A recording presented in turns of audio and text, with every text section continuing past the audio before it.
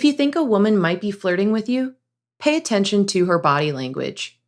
A woman who is attracted to you may look your way often and let her gaze linger on you for a few seconds before glancing away.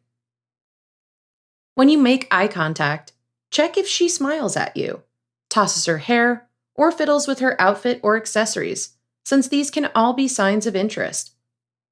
Try going up to her and see how she reacts. If she's into it, she'll probably turn towards you and smile. As you interact with her, look for relaxed, open body language. She might lean in close, or even break the touch barrier by putting her hand on your arm or shoulder. You may also notice her mirroring your body language. For instance, see if she touches her hair after you touch yours, or if she crosses her legs when you do.